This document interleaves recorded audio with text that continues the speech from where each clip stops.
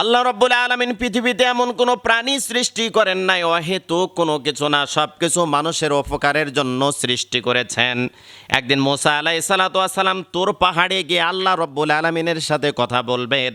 এমন সময় উপরে লক্ষ্য করে দেখে একটা টিকটিকি। টিকটিকিটা কিছুক্ষণের ভিতরে মুসা নবীর শরীরের উপরে প্রসাব করে দিয়েছে।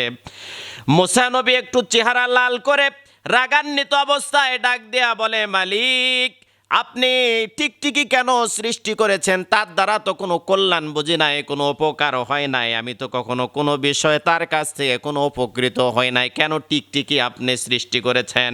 আল্লাহ রব্বুল আলামিন ডাক দেয়া বলে, মুসা রে, তুমি যে প্রশ্নটা করেছ টিকটিকির কাছ থেকে কোনো উপকার পাও নাই।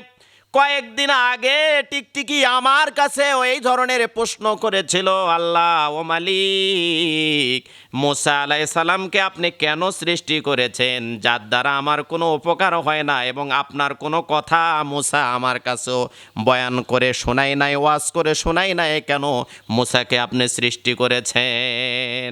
টিকটিকি উল্টা মুসার কথা যখন বলেছে, মুসা আলাইহিস সালাতু ওয়াস সালাম একটু লজ্জিত হয়ে গেলেন। আল্লাহ রাব্বুল আলামিন বললেন, মুসা, এই পৃথিবীতে যা কিছু দেখছো কোনো কিছুই অহেতুক সৃষ্টি করি নাই, কোনো না কোনো উপকারের জন্যই সৃষ্টি করেছি। এটা হয়তো তুমি বুঝতে পারো নাই, কিন্তু পৃথিবীতে যা কিছু সৃষ্টি হয়েছে সব কিছু মানুষের কল্যাণার্থে সৃষ্টি করেছে।